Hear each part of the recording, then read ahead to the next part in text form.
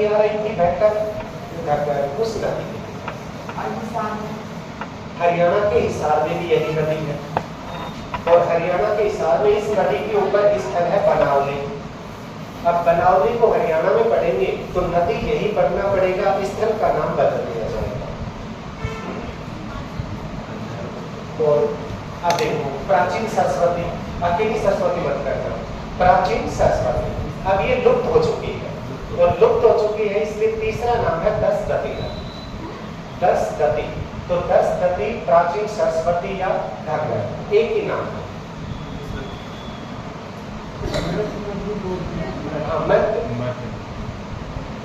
जी, लेकिन इसको लिखने में मत की बजाय दसदती बोलते हैं इसको।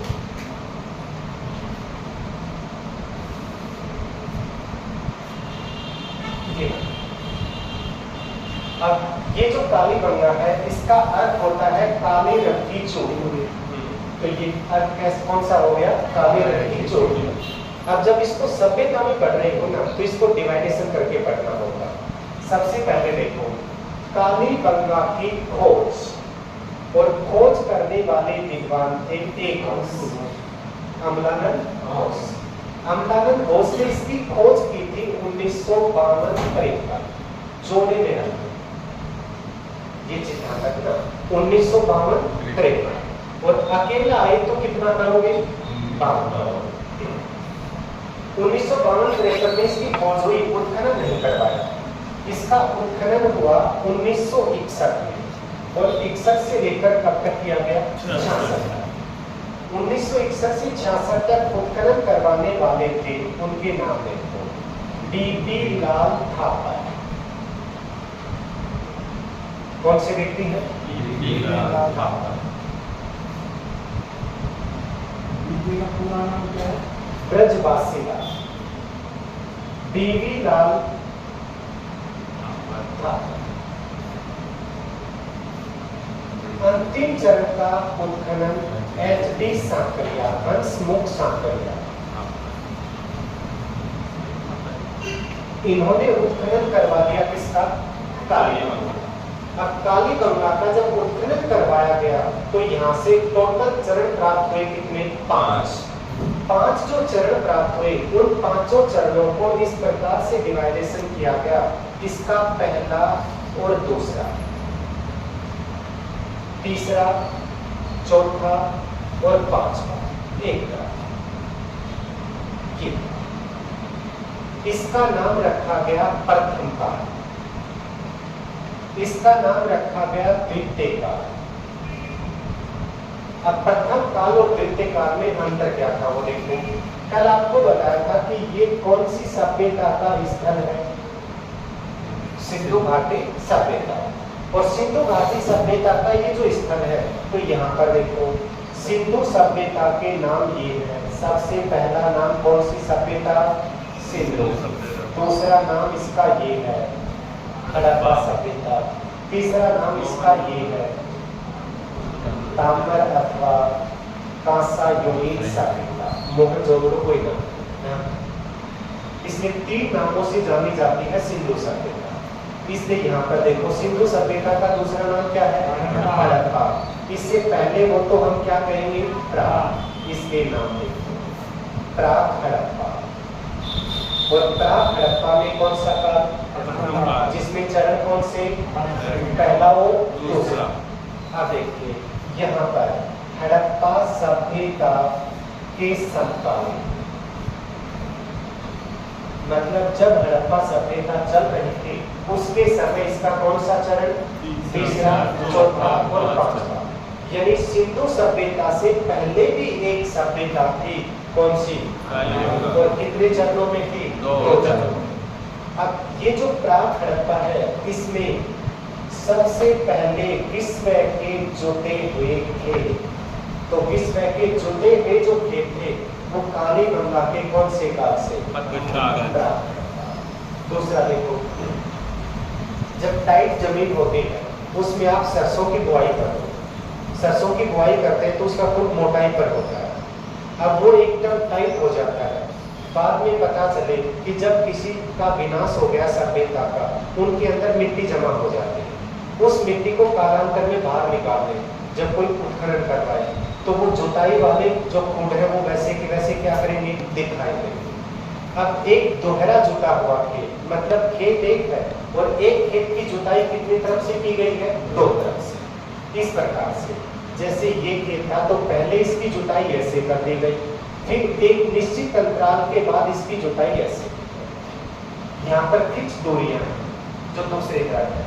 इसका मतलब एक ही खेत से एक ही बार में कितनी फसल ली जाती थी, दो फसल। या दोहरा जोता हुआ खेत कहां से ले गया, काबिल।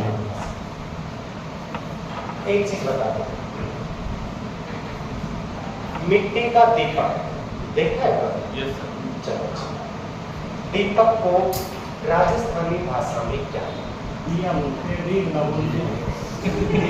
के गाँव में बोलते हैं। हाँ, राजस्थानी भाषा में बताओ। नहीं, नाम ही सोच के बता दो अच्छे से। चलो उसका बड़ा रूप हो गया। ये स्टूल है, स्टूल है। अब ये स्टूल थी, इसको यहीं रख दो, रख दिया, धर दो, धर दिया। राजस्थानी भाषा में क्या है,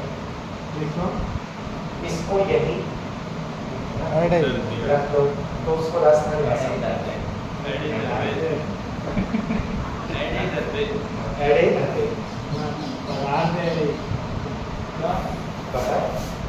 शब्द बता दो कौन सा है? आस-पास राजस्थानी इलाकों में इसीलिए हम शब्दों को पहचान नहीं पाते। राजस्थानी भाषा का शुद्ध शब्द है मेल दो।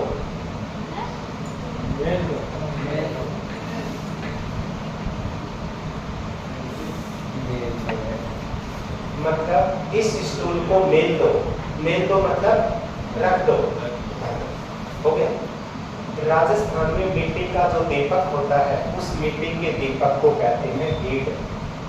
ईंट नाम ही नहीं सुना, क्या कहते हैं, ईंट। अब एक बात बताओ, मिट्टी के दीपक कब जलाए जाते हैं? बिल्कुल एक्यूरेट आंसर है, ठीक है। दीपावली के दिन जो मिट्टी के दीपक जलाए जाते हैं उसमें क्या डालकर जलाया जाता है? तेल। ठीक है। अब इतना देखो, राजस्थान की कहावत बता रहा हूँ, तब आप इसको समझोगे। दीपावली के त्योहार पर राजस्थान में कहावत होती है दीपक जलाने के लिए, हीड़ो। हीड़ो मतलब बहुवचन में है वो, हीड़ो। हीड़ो तेलो, तेल मेलो। हीड़ो तेलो मेलो मतलब मिट्टी का दीपक जलाओ, क्या मेल कर, क्या डालकर, तेल डाल। मेलो मतलब रख दो, डाल दो। इसलिए तीन मिट्टी के ईंट जिनमें सुडौलता का अभाव है वो कौन से काल के हैं? इसके बाद सभी जो अवशेष है वो सभी के सभी अवशेष कौन से काल के हैं? द्वितीय काल के अंदर अवशेषों की जब तलाश की गई, उत्खनन में सबसे पहले इसके अवशेष पाए गए। आज अपने गांव में 200 साल पहले जो दादा परदादा ने भवन बनवाए थे उनसे लोग छोड़कर दूर जा चुके हैं, या तो वो गिर चुके हैं या गिरने की कगार पर हैं। तो ये बताओ, आज से जब 4000 साल पहले की हम बात करें, 4500 साल पहले की बात करें, जो मिट्टी के नीचे दबे हुए थे, तो वहां से कैसे अंदाजा लगाओगे कि भूकंप आया? भवन तो है ही। भवन जब गिरता है तो सोचो, भूमि के 1 या 2 फीट के ऊपर की हाइट से गिर जाता है। अब वो भूमि के ऊपर 1-2 फीट की दीवार और नीचे भूमि में क्या रहती है? नींव। नींव तो हमेशा सुरक्षित रहती है क्योंकि भूमि के अंदर है।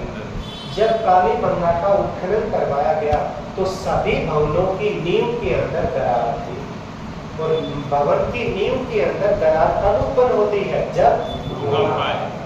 तो नींव में दरार का प्राप्त होना किसके संकेत करते हैं? भूकंप के संकेत। विश्व के सबसे प्राचीन इसके अवशेष, शल्य चिकित्सा का मतलब सर्जरी, हिंदी में और बता दो, ऑपरेशन करते हैं ना, तो ऑपरेशन सबसे पहले कहाँ किया गया था? कालीबंगा। बस तरीका थोड़ा सा था। 5 खोपड़ी ऐसी प्राप्त हुई है जिसके ऑपरेशन किए गए और वो भी सफल। मस्तिष्क की शल्य चिकित्सा, जो आज के डॉक्टर हैं मस्तिष्क का किसी का ब्रेन हेमरेज हो जाए ना, वो हिस्सा ही हटा देते हैं कि ये कभी बोल नहीं पाएगा, ये नहीं करेगा, बस इसको जीवित को देख सकते हो। जबकि उन्होंने ऐसी सफल शल्य चिकित्सा की थी जिनकी मृत्यु काफी लंबे समय बाद हुई। बस तरीका ये था कि डॉक्टर सरकार को ऑपरेशन करवाना, मान लीजिए, ठीक है, डॉक्टर के पास चले। डॉक्टर सबसे पहले हमें क्या करेगा? बेहोश। जांच वांच करने के बाद ऑपरेशन करने के लिए क्या जरूरी है? बेहोश। ताकि इसलिए बेहोश किया जाता है कि मरीज को दर्द यही होता है ना। अब वो ये थोड़ी करता है जब मैं पेट का ऑपरेशन करना है तो लेट जाए और वो निकाल के लेके आए, जब सुई डाल दे तो देखते वैसे ही डर जाए कि भाई क्या करेगा। लेकिन जब ये लोग बेहोश करने का तरीका है, ये लठ मार के बेहोश करते हैं। ये तो मैं सुना है हमारे को घड़ियों का टाइम तक चला रहा है। हाँ, बिल्कुल लठ मार के करते थे ये। हाँ देखो, ये लठ मार के क्या कर देते थे? बेहोश। सर में दिया लठ, ऑपरेशन भी किसका करवाना था? सरकारी। मरीज हो गया, लोग अब फिर तुरंत निकालते चप्पू छोड़ी और क्या कर देते? ऑपरेशन। अब ये तो मरीज का सौभाग्य है, दोबारा से होश आए तो आए, नहीं तो ना। लेकिन उसके लिए एक चीज भी देखो, खोपड़ी की पीछे वाली भाग में एक ऐसी नस होती है, बच्चे की कभी भी यहाँ नहीं मारना चाहिए, अक्सर बोलते हैं ना, ठीक है, क्योंकि वो नीचे होती है। लेकिन अगर उसके ऊपर एक हल्की सी चोट लग जाए तो इंसान एक अवधि तक बेहोश हो जाता है। और वो यही करते थे। वो लठ ये नहीं है कि घुमा के लठ मारते थे बेहोश करने के लिए कि भाई जब तक ना हो जब तक मारते ही रहे, ऐसा कुछ नहीं था। वो एक छोटी हथौड़ी डंडा टाइप रखते थे और हल्का सा जैसे लगाते थे, उनको पता था इंसान तुरंत वहां लगते ही बेहोश हो जाता था, ये इतनी देर बेहोश रहेगा। और वो उसका क्या करते थे? ऑपरेशन। तो शल्य चिकित्सा के प्रमाण कहाँ से मिले? काली।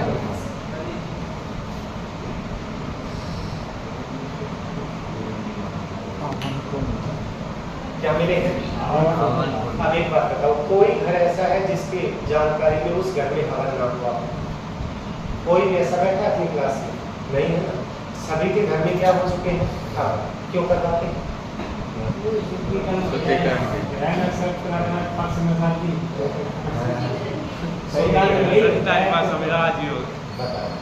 एक शब्द बता दो, हवन क्यों करवाते? पर क्यों करते हैं? शुद्धिकरण के लिए। पर आस्था होती है, मतलब भगवान की एक आस्था होती है।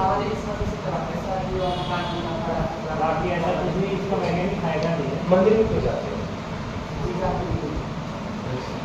क्योंकि मैं सभी का एक ही अर्थ लगाऊंगा फिर जो होता है वो, इसलिए पूछ रहा हूँ कि आप सोचो, विश्वास है तभी हम हवन करवाते हैं, विश्वास है तभी हम कहाँ जाते हैं? मंदिर में जाते हैं, ठीक है ना। उस विश्वास को उम्मीद नहीं करते, क्या करते हैं? उम्मीद। लेकिन एक चीज बताओ कि हम व्रत रखते हैं, हवन करवाते हैं, अब देखो मनोकामना पूर्ण नहीं, आपने अभी बताया वातावरण शुद्ध, ठीक है, कोई बात नहीं। दूसरी भाषा में हम ये कह सकते हैं, जो सीमा ने बताया, घर में सुख शांति, ठीक है। अब एक चीज सोचो, हम घर में 5 मेंबर हैं, 6 मेंबर हैं, घर में अशांति कौन फैलाएगा? हम ही फैलाएंगे। फिर पंडित को लेकर आए कि हमें शांत करके जाओ, हवन करके, ये कैसे संभव है? वो नहीं।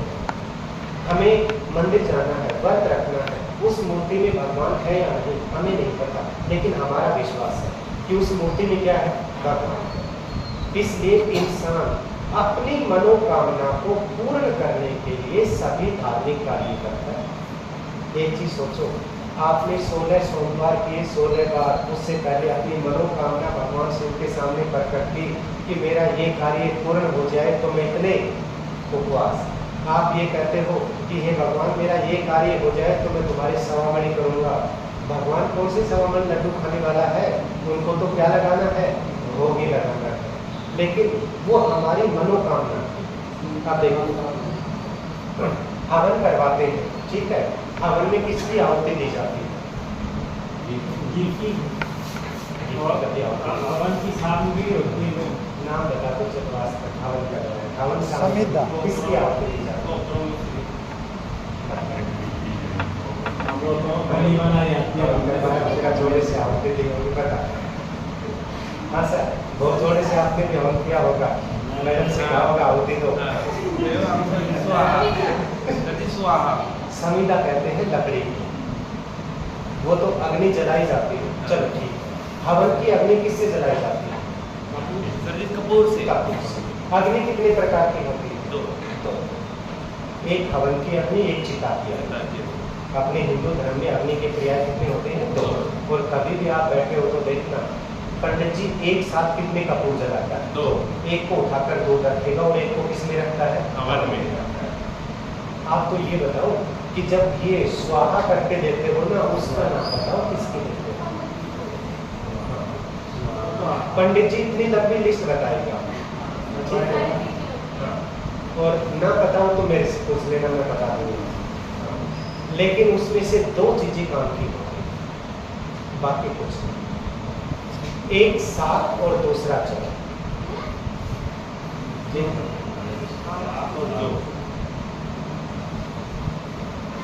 काला काला तिल सर इसकी कैसी काले तिल होते हैं, सब कुछ अलग अलग, पीली सरसों है, काले तिल है, जटामासी है, ये लेके आओ, उनको छोड़ दो।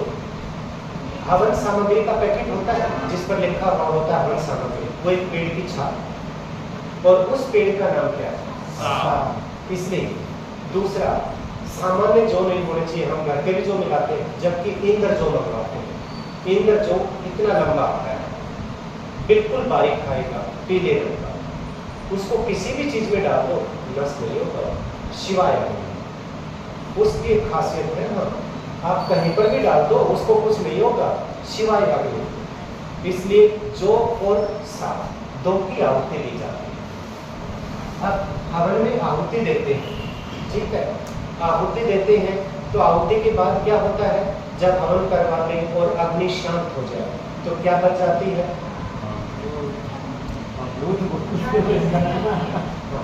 भस्म। क्या बच जाती है? भस्म, ठीक है? काली गंगा का जो हवन कुंड था, उस हवन कुंड में जो भस्म थी, उस भस्म के अंदर हड्डियां, परीक्षण किया गया तो हड्डियां किसकी थी? पशु। अब इतना ध्यान दीजिए, इंसान ने अपनी मनोकामना को पूरा करने के लिए हवन के दौरान किसकी बलि दी? पशु की बलि। और ये जानकारी कहाँ से प्राप्त हुई? ये इमारत है, इसकी छत का पानी बाहर निकालने के लिए नाले तक प्लास्टिक की पाइप लगाई है, और अक्सर हम घर में लगाते हैं ना। अब देखो, काली गंगा सभ्यता के अंदर घर का पानी बाहर तक निकालने के लिए लकड़ी का तना लिया गया, उसको अंदर से खोखला किया गया, और खोखला करके उसकी क्या बनाई गई? पाइप। उसको हम नाली भी बोलते हैं। इसलिए लकड़ी की नालियों का या लकड़ी की पाइपों का इस्तेमाल केवल कहाँ पर किया गया था? काली गंगा। एक बात, तंदूर देखा है? तंदूर, हाँ, जिन जान के आए? ठीक है। तो सर्दियों में तो उसी के आसपास शांति मिलती है, थोड़ा सा गर्म हो जाए। कैसा होता है तंदूर? नीचे दाने लगी ऋषि, ठीक है। और साइडा में माटी लगी, बिल्कुल, लोग को बैरल ऐसे, ठीक है। आलू में और ऐसा फटाफट किया। और फिर अग्नि कहाँ से लगाई जाती है? कोयला मंगाओ से। अरे सर, कोयले से भी आग तो उत्पन्न होती होगी, नीचे से। फिर उसमें से राख कहाँ से निकलती है? वो तो थोड़ी नीचे पड़ जाती है। अच्छा, अब सोचो, रोटी कहाँ से सेकता है? नीचे से हाथ देखिए या ऊपर से देखिए? ऊपर से हाथ से। ठीक है। राख कहाँ से निकाली? नीचे से। और रोटी कहाँ से सेकी? ऊपर से। समझ में आ रहा है? मैं क्वेश्चन है ये जो आया हुआ है वो बता रहा हूँ, इसलिए मैं इस पर इतना फोकस कर रहा हूँ। एक अपना घर में सामान्य चूल्हा होता है, इस प्रकार से होता है ना, हम ऊपर तवा रख देते हैं। अब देखो, इसमें अग्नि जला दी, अगर हमें राख निकालनी है तो यहीं से निकालेंगे। ऊपर से खुला हुआ है, सामने मुंह कितना है? एक ही मुंह है ना। अब तंदूर में एक मुंह किस तरफ है? ऊपर की तरफ, एक मुंह नीचे की तरफ। अब ध्यान देना, काली गंगा के घरों से प्राप्त चूल्हे वर्तमान किस आकार के हैं? तंदूर। समझ में आ गया? अब ये क्वेश्चन आया, राजस्थान की कौन सी सभ्यता से 2 मुंह के चूल्हों के अवशेष मिले? क्वेश्चन ऐसे आते हैं, इसलिए मैं आपसे बार बार कह रहा था कि रोटी कहाँ से सेकी जाती है, राख कहाँ से निकाली जाती है। इसलिए मुंह कितने हो गए? 2। और 2 मुंह के चूल्हों के अवशेष कहाँ से प्राप्त? कालीबंगा से। 5वीं क्लास से पढ़ा होगा रेगिस्तान का जहाज ऊंट की हड्डियों का सबसे बड़ा कब्रिस्तान कालीबंगा। कौन सा है? कालीबंगा। राजस्थान में इस समय कौन सी फसल? कपास उत्पादन के प्रमाण सबसे पहले कहां से? कालीबंगा से प्राप्त हुए थे। ये फर्श है, इस फर्श से दीवार है, देख रहे हो? नहीं दिखाई दे रही तो अच्छे से देख लो।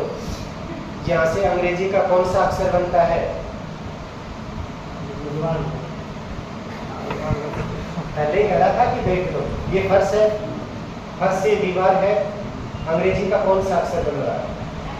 एल बन रहा है ना, क्योंकि स्ट्रेट फर्श है और फर्श के ऊपर ये दीवार है।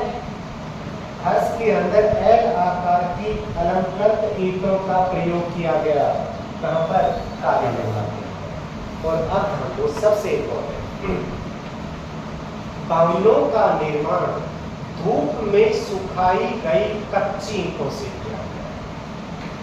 ईंटें बनाते हैं, एक तो उनको फिर भट्ठे में पकाया जाता है और एक उनको केवल धूप में सुखा लिया जाता है। अब धूप में सुखाई गई कच्ची ईंटों से भवनों का निर्माण कहां पर किया गया? कालीबंगा में। इसलिए इतिहासकारों ने कालीबंगा का नाम देखो, धूप में सुखाई गई कच्ची ईंटों से भवनों का निर्माण होने के कारण दीनहीन सभ्यता कहा गया। दीनहीन का मतलब गरीब, तो दीनहीन सभ्यता कौन सी? अब दूसरा क्वेश्चन देखो, दूसरी क्लास। सिंधु सभ्यता की 2 राजधानी थी, हड़प्पा और मोहनजोदड़ो। ठीक है। डॉक्टर दशरथ शर्मा के अनुसार सिंधु सभ्यता की तीसरी राजधानी कौन सी? कालीबंगा। अब होने का प्रश्न, सिंधु सभ्यता की प्रमुख विशेषता क्या थी?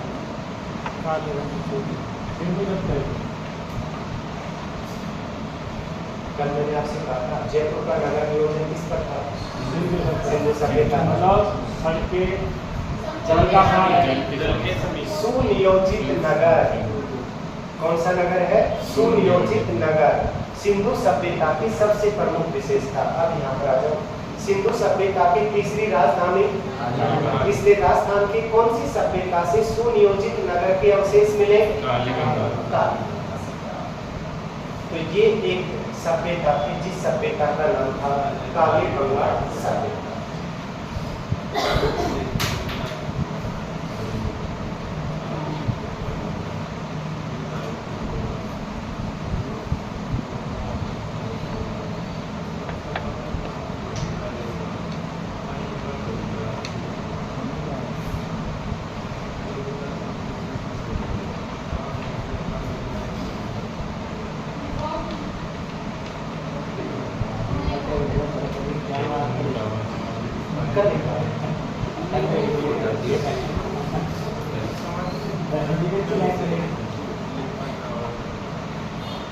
कौन सी सभ्यता है? यहाँ पर है कोटपुतली भैरव या जयपुर में है? आप कोटपुतली भैरव में। तो अब हम लिखेंगे तो भैरव कोटपुतली लिखेंगे, कोटपुतली लिखेंगे तो कोटपुतली भैरव लिख जाएगा। अब सभ्यता कौन सी? पहला। सबसे पहले देखो कि राजस्थान में ये जनपद ईसा पूर्व जनपद युगीन राजस्थान की जब हम चर्चा करते हैं तो यहाँ पर एक जनपद था जिस जनपद का नाम था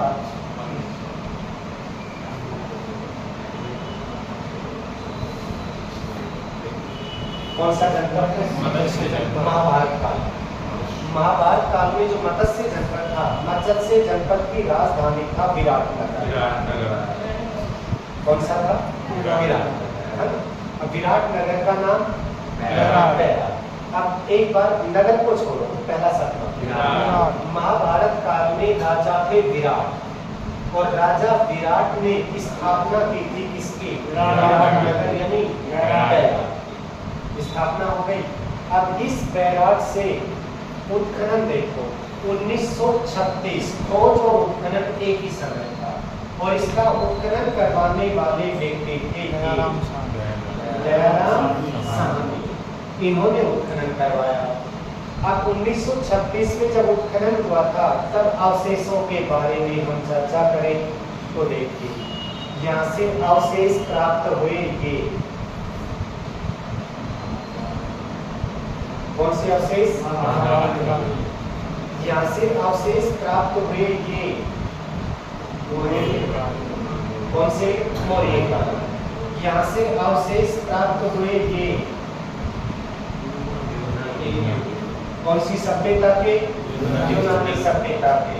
और यहाँ से अवशेष प्राप्त हुए इसके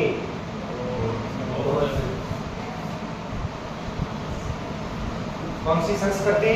बौद्ध संस्कृति। अब ये यहाँ से अवशेष प्राप्त है। तो अब सबसे पहले आओ कौन सा काल? महाभारत काल में राजा कौन? विराट। क्या स्थापित कर दिया? इसकी वो थी मत्स्य जनपद की राजधानी। अब एक बात बताओ, महाभारत का युद्ध किस किस के बीच हुआ? कौरव और पांडवों के बीच हुआ था। पांडव कितने? 5।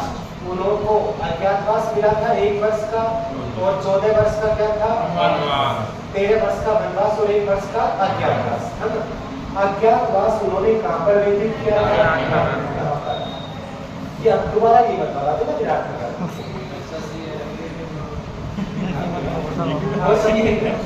अब गांव को नाम देना नहीं, गांव में नहीं किया था। गांव में क्या करेंगे? पहाड़ों में रहेंगे।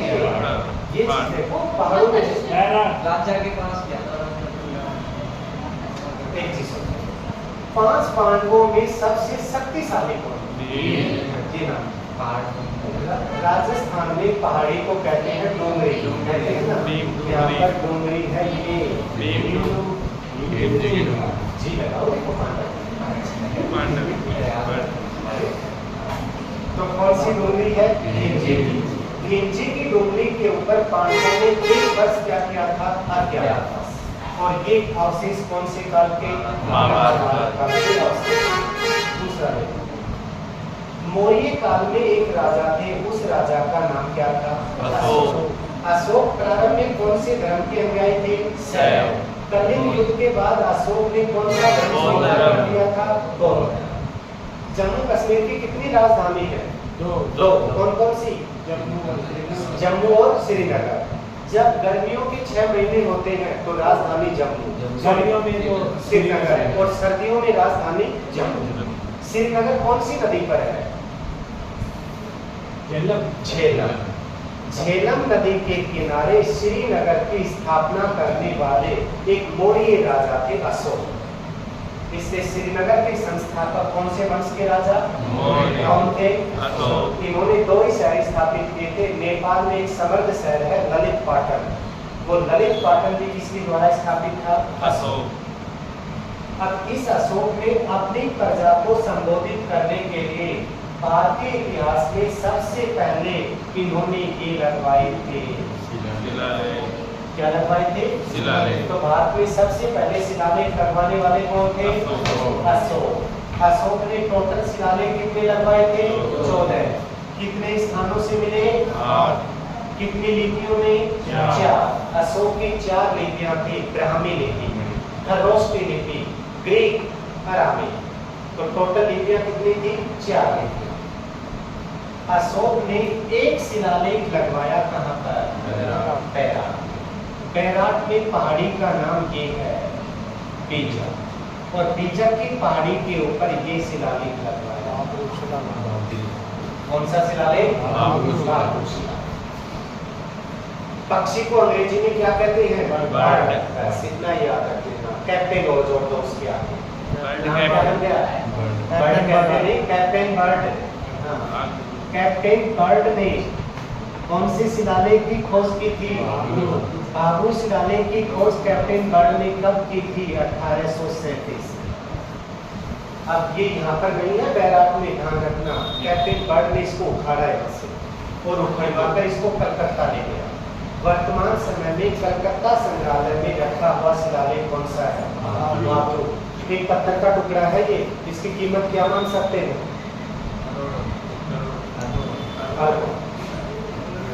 जी ध्यान रखना, इसकी कीमत करोड़ों में नहीं है, अरबों में है। क्योंकि इनको आर्चिस गैलरी के अंदर इसीलिए रखा जाता है। हाँ आगे बता, आगे इस शिलालेख अशोक ने शैव धर्म से क्या अपनाया? बौद्ध धर्म। बौद्ध धर्म का त्रिरत्न है। कितने रत्न है? 3।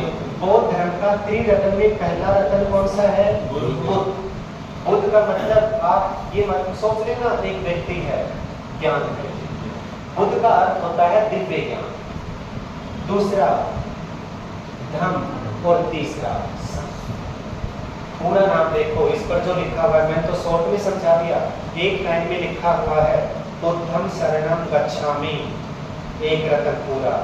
धम्मं शरणं गच्छामि, 2 पूरे। संघं शरणं गच्छामि, 3। इसलिए शॉर्ट भाषा में कहो तो बुद्ध, धम्म और संघ, ये बौद्ध धर्म का त्रिरत्न, जिसको किस पर लिखवाया गया? भागलो शिलालेख पर। किसने लिखवाया? अशोक ने। अब यहाँ पर देखो कौन सी संस्कृति का? हिंदू धर्म में पूजा पाठ का स्थान क्या होता है? मंदिर। बौद्ध धर्म में पूजा पाठ का स्थान क्या होता है?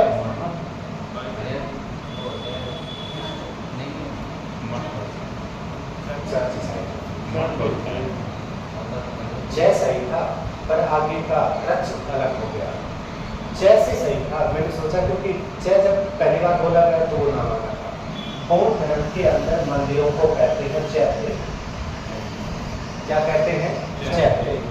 जहाँ पर बौद्ध भिक्षु निवास करते हैं, जिनको आप मठ कह रहे हो, उनका नाम होता है विहार। क्या नाम होता है? विहार। और महात्मा बुद्ध की अस्थियों के ऊपर बनाए गए समाधि स्थल है, उनको क्या कहते हैं? तो बौद्ध धर्म के समाधि स्थल क्या है? स्तूप। आगे तक क्या दूंगा? फर्नीचर ले जाइए।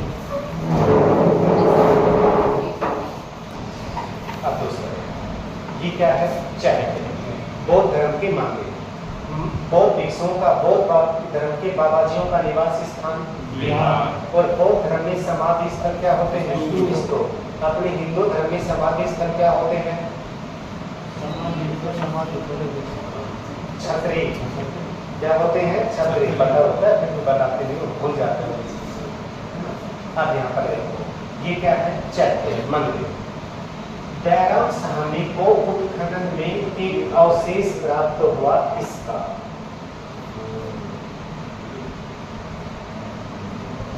किसके अवशेष? गोल। अब जो गोल बनाए जाते हैं वो क्या बनाए जाते हैं? चैत्य। तो वर्तमान चैत्य के समान गोल मंदिर के अवशेष भी कहां से प्राप्त हुए? बैराम से। अब बीच में हो देखो, कौन सी सभ्यता?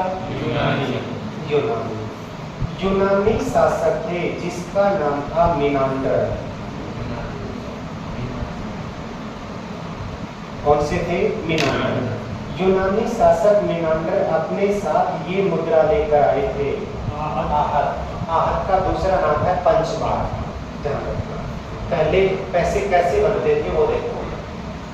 ये चौकोर या गोलाकार धातु हो गए, इस धातु को रख लिया। एक ठप्पा होता था, इस धातु को बहुत तेज गर्म किया जाता था। गर्म करके रख के जो ठप्पा होता था ना, उसको जोर से उस धातु पर लगाया जाता। अब धातु गर्म थी, ठप्पे में जो आकृति होती थी वो किस पर लिखी जाती थी? धातु पर। आज की भाषा में आप जब स्टैंप लगाते हैं, मोहर लगाते हैं ना, तो वो क्या होती है? ठप्पा लगाया जाता है। ठीक उसी प्रकार तो पंचमारक ठप्पा मारकर जिन मुद्राओं का निर्माण किया गया था उनका नाम क्या था? आहत। दूसरा नाम था पंचमारक। तो यूनानी शासक मिनांडर की आहत मुद्राएं यानी पंचमारक मुद्राएं कहां से प्राप्त हुई हैं? बैराम से।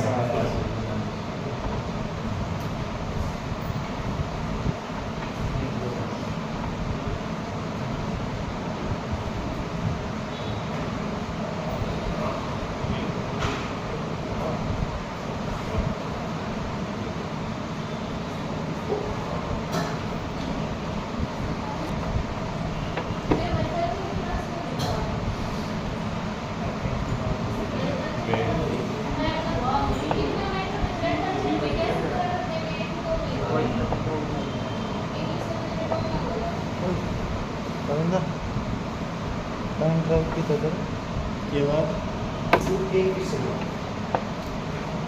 पूर्ण आक्रमणकारी एक बर्बर जाति भारत में आई थी जिसका नाम था पूर्ण। तो उन्होंने आक्रमण किया था। सबसे पहला था तोरमान और दूसरे का नाम था मिहिर। पूर्ण आक्रमणकारी थे, उस पूर्ण आक्रमणकारी का नाम था मिहिर। और मिहिर खुद आक्रमणकारी ने आक्रमण किया कौन सी सभ्यता पर? बैराग। और बैराग सभ्यता को कुछ ही समय में नेस्तनाबूद कर दिया। इसलिए बैराग सभ्यता का विनाश करने वाला पूर्ण आक्रमणकारी कौन था? मिहिर। और ये एक सभ्यता थी, कौन सी सभ्यता? बैराग। अब मैं क्वेश्चन पूछ लूं, कालीबंगा सभ्यता का विनाश भूकंप से, लेकिन उसने सर्वमान्य एक चीज माना, कौन सा? भूकंप। और बैराग का विनाश पूर्ण आक्रमणकारी मिहिर या हुनों के आक्रमण से इस सभ्यता का विनाश हुआ। अगर इसमें क्वेश्चन आ जाए, यूनानी देवता अपोलो के चित्रांकन वाली आहत मुद्राएं कहां से प्राप्त हुई, तो क्या करो? गलत हो जाएगा, वो कल पढ़ाऊंगा आकर। ठीक है, यूनानी शासक मिनांडर की आहत मुद्राएं कहां से प्राप्त हुई? ये राजा था। और यूनानी राजा मिनांडर ने बाद में आकर एक धर्म स्वीकार किया था।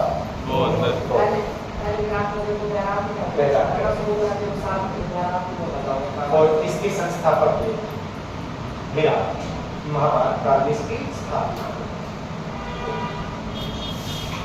चलिए।